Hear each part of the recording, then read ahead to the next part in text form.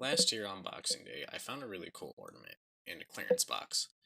It had a built-in camera to record a unique perspective on your holiday celebrations. I grabbed the last one from the store's dusty shelf and brought it home for less than $10. I forgot about it until my wife and my two daughters and I decided to decorate the house earlier this month. Told my daughters about the camera and said we secretly catch Santa in the act. Had an old costume in the attic and intended to deliver some gifts in full view of the camera on Christmas night. My girls were overjoyed and went back and forth trying to find the best place to put the ornament on the tree. They had no idea that I repositioned it later so it could actually catch the living room in a good angle. In the nights leading up to Christmas, I turned the camera on to make sure everything was working properly. In the morning, I previewed the footage just long enough to confirm the thing was working. Satisfied, I inserted the micro SD tip into the back of the ornament and slipped in a new battery in anticipation for the big night. I didn't wait to disappoint the girls. I didn't want to disappoint them at all. With a failed recording, we enjoyed Christmas Eve as a family, playing board games and eating way more junk food than there was room for our stomachs. Like we do every year, we let our daughters open one gift from us before going to bed. The girls were still riding their sugar high, could be heard giggling in their bedrooms from all the way upstairs, from time to time. My wife and I could hear one of them shush the other, claiming she heard hoofs on the roof and bells jingling. Eventually, our kids dozed off. My wife kissed me on the cheek and headed to bed while I turned off the lights and retrieved the costume and tiptoed to the living room, getting ready for my big feature film debut.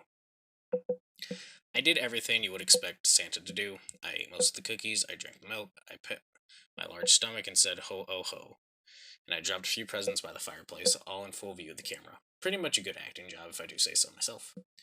On Christmas morning, the girls came running into our bedroom to wake us up. They excitedly insisted we watch the video before opening presents. I transferred the footage to my laptop and forwarded to where Santa showed up and pressed play. My girls squealed in delight and jumped in front of the screen, frantically waving at Santa while observing the video from my view. It brought me so much joy to see how happy the girls were. I was too lazy to stop the video and it continued to play in the background while we unwrapped gifts. I spotted a box I had not seen the night before. It was small and wrapped in a blue foil paper.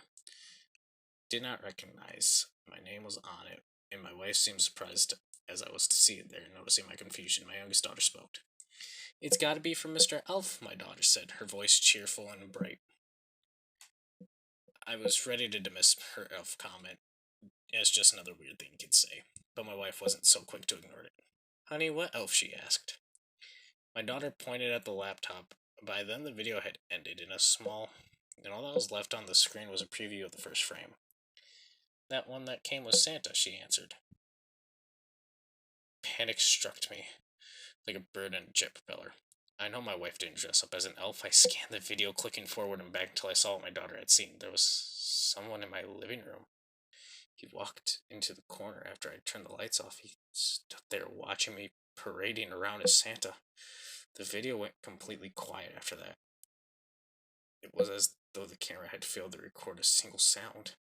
The strange tall man in elf costume, stood perfectly still for over an hour watching the camera from a distance.